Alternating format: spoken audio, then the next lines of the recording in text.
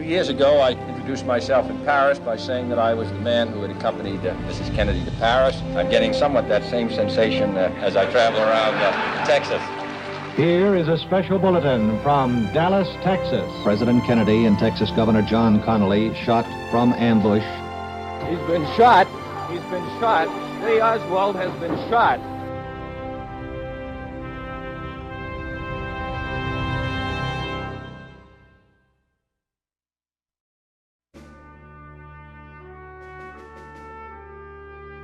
I'm Paul Gleiser, and this is 3 Days in Dallas.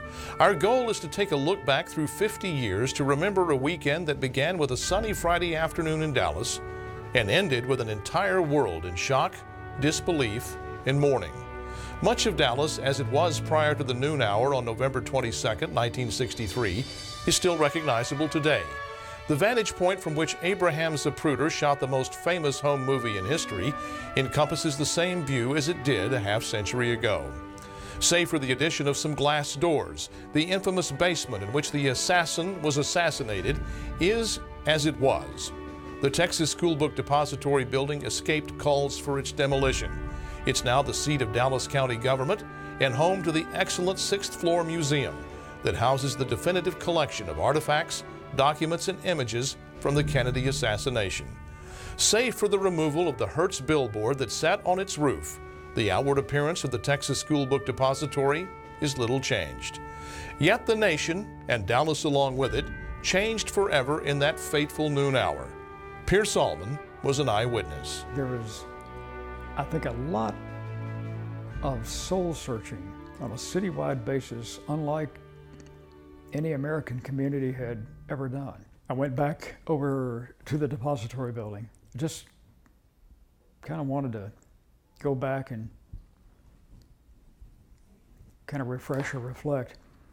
And there were clusters of people in front of the building and no noise. Right. No laughing, no talking, they were kind of hushed tones. Retired Army General Edwin Walker, an ultra-conservative whose actions had been criticized by Presidents Eisenhower and Kennedy, lived in Dallas at the time and was an outspoken critic of Kennedy. He and a small group of followers contributed to fears for Kennedy's safety. And Edwin Walker was sort of a cult hero for maybe 500-600 people, max maybe 1,000. Vociferous, vocal, publicity-seeking minority.